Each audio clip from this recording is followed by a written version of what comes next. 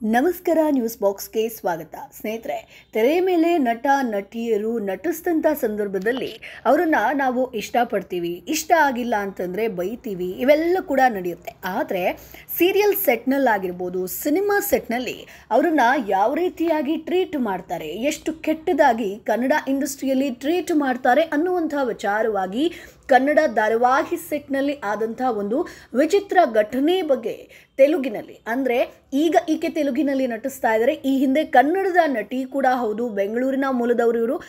ತುಂಬ ವಿಚಾರವನ್ನು ಹೇಳಿದ್ದಾರೆ. ಯಾವ ರೀತಿಯಾಗಿ ಕೆಟ್ಟದಾಗಿ ಆಕೆಯನ್ನು ಟ್ರೀಟ್ ಮಾಡಿದ್ರು, ಕೆಟ್ಟ ಪದಗಳನ್ನು ಬಳಸೋದಾಗಿರ್ಬೋದು, ಅಥವಾ ಪೋಷಕ ಪಾತ್ರ, ಇತರ ಪಾತ್ರಗಳನ್ನು ಹೇಗಿಲ್ಲಿ ನೋಡ್ತಾರೆ ಅನ್ನುವಂಥ ವಿಚಾರವಾಗಿ ಬಹಿರಂಗವಾಗಿ ಸ್ಫೋಟಕ ಮಾಹಿತಿಯನ್ನು ಕೊಟ್ಟಿದ್ದಾರೆ.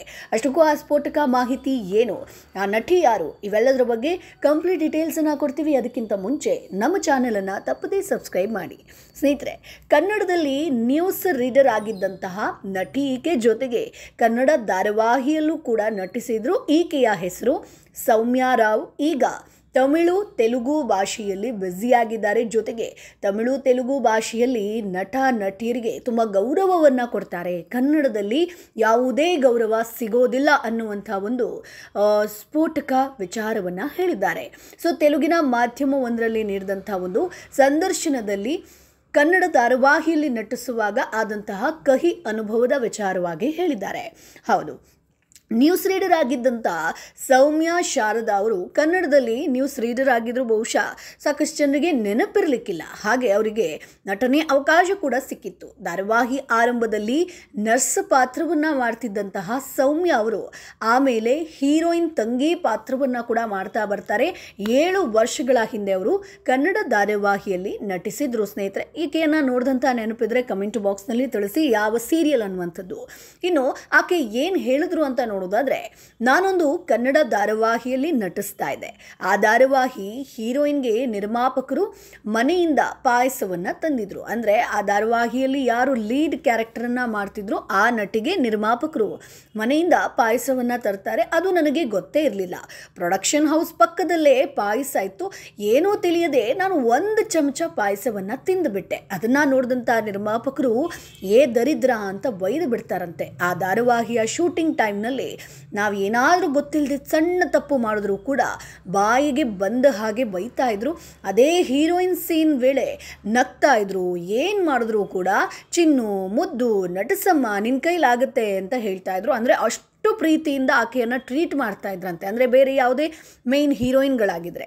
ಸೊ ಅಷ್ಟು ತಾರತಮ್ಯ ಇತ್ತು ಅನ್ನುವಂಥದ್ದನ್ನು ನಟಿ ಸೌಮ್ಯ ರಾವ್ ತುಂಬ ಬೇಸರ ಮಾಡಿಕೊಂಡು ಹೇಳಿದ್ದಾರೆ. ಸೊ ನಾನು ಕನ್ನಡದಲ್ಲಿ ತುಂಬ ಕಷ್ಟಪಟ್ಟಿದ್ದೀನಿ, ನನಗೆ ಅಲ್ಲಿ ಅಷ್ಟಾಗಿ ಗೌರವ ಸಿಗಲಿಲ್ಲ, ಅವಕಾಶ ಕೂಡ ಸಿಗಲಿಲ್ಲ. ಸೊ ತಮಿಳು ಧಾರಾವಾಹಿಯಲ್ಲಿ ನಾನು ನಟಿಸೋದಕ್ಕೆ ಶುರು ಮಾಡ್ತೀನಿ. ಆಮೇಲೆ ತೆಲುಗು ರಿಯಾಲಿಟಿ ಶೋ ಜಬರ್ದಸ್ತ್ ನಿರೂಪಕಿ ಆಗ್ತೀನಿ. 1 ವರ್ಷದ ಒಪ್ಪಂದ ಆದ ನಂತರ ಅವರು ನಿರೂಪಕಿಯನ್ನು ಬದಲಾವಣೆ ಮಾಡ್ತಾರೆ. ಆದರೆ ತೆಲುಗು ತಮಿಳಲ್ಲಿ ನನಗೆ ತುಂಬ ರೆಸ್ಪೆಕ್ಟ್ ಸಿಕ್ಕಿದೆ ಅನ್ನುವಂಥದ್ದನ್ನು ಹೇಳಿದ್ದಾರೆ.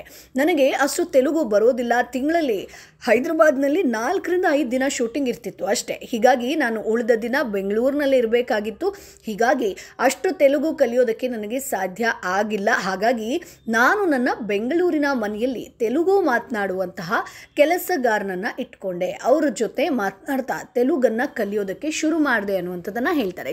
ಜೊತೆಗೆ ಅವರ ತಾಯಿಯ ವಿಚಾರವಾಗಿ ಕೂಡ ಹೇಳ್ತಾರೆ. ಅಂದರೆ ಒಂದು ನಟಿ ಆಗಿರ್ಬೋದು, ನಟ ಆಗಿರ್ಬೋದು, ಅವರ ಜೀವನ ಎಷ್ಟು ಕಷ್ಟಕರವಾಗಿರುತ್ತೆ, ಅವರ ಜೀವನದಲ್ಲಿ ಏನೆಲ್ಲ ಅಡೆತಡೆಗಳು ಬರುತ್ತೆ ಅನ್ನೋದಕ್ಕೆ ಈ ರೀತಿಯಾಗಿ ಅವರು ಸಂದರ್ಶನದಲ್ಲಿ ಮಾತನಾಡಿದಾಗಲೇ ಗೊತ್ತಾಗೋದು. ಸೀರಿಯಲಲ್ಲಿ ಇವೆಲ್ಲ ಕೂಡ ನಮಗೆ ಕಾಣೋದಿಲ್ಲ, ಪಾತ್ರಗಳು ಮಾತ್ರ ಕಾಣುತ್ತೆ.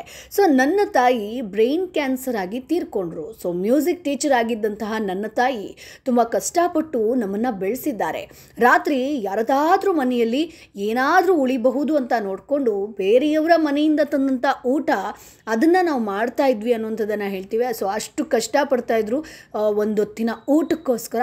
ಸೊ ನನಗೆ ತೆಲುಗಿನಲ್ಲಿ ತುಂಬ ಗೌರವ ಸಿಕ್ಕಿದೆ. ಇಲ್ಲಿ ಹೀರೋಯಿನ್ ಪೋಷಕ ಪಾತ್ರಗಳನ್ನು ಚೆನ್ನಾಗಿ ನೋಡ್ಕೊಳ್ತಾರೆ, ಸಂಭಾವನೆ ಕೂಡ ಚೆನ್ನಾಗಿ ಕೊಡ್ತಾರೆ. ಆದರೆ ನಮಗೆ ಆ ರೀತಿಯಾದಂಥ ಸಂಭಾವನೆ ಸಿಗ್ತಾ ಇರಲಿಲ್ಲ. ಅವಕಾಶ ಸಿಕ್ಕರೆ ನಾನು ಬಿಗ್ ಬಾಸ್ ಶೋಗೂ ಹೋಗ್ತೀನಿ. ಕನ್ನಡ ಬಿಗ್ ಬಾಸ್ ಶೋಗೆ ಆಫರ್ ಕೂಡ ಬಂದಿತ್ತು. 7 ವರ್ಷದ ಹಿಂದೆ ನಾನು ಕನ್ನಡ ಧಾರಾವಾಹಿಯಲ್ಲಿ ನಟಿಸ್ತಾ ಇದ್ದೆ. ಅಲ್ಲಿನ ಕಲಾವಿದರ ಸಂಪರ್ಕ ಈಗ ನನಗೆ ಇಲ್ಲ.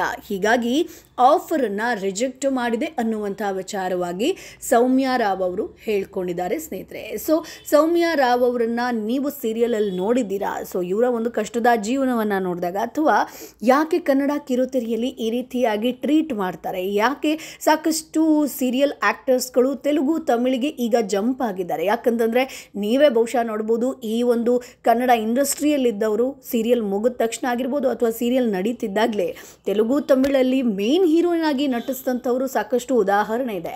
ಸೊ ಹಾಗಾಗಿ ಯಾಕೆ ಬೇರೆ ಭಾಷೆಗೆ ನಟಿಸೋದಕ್ಕೆ ಹೋಗ್ತಾರೆ, ಇಲ್ಲಿ ನಿಜಕ್ಕೂ ಗೌರವ ಸಿಗ್ತಾ ಇಲ್ವಾ, ಯಾಕೆ ಈ ರೀತಿಯಾಗಿ ಟ್ರೀಟ್ ಮಾಡ್ತಾರೆ ನಟ ನಟಿಯರನ್ನು? ನಿಮ್ಮ ಅಭಿಪ್ರಾಯ ಏನು ಅದನ್ನು ಕಮೆಂಟ್ ಬಾಕ್ಸ್ ಮೂಲಕ ತಿಳಿಸಿ. ನಮ್ಮ ಚಾನಲನ್ನು ಸಬ್ಸ್ಕ್ರೈಬ್ ಮಾಡಿ, ಸಪೋರ್ಟ್ ಮಾಡಿ.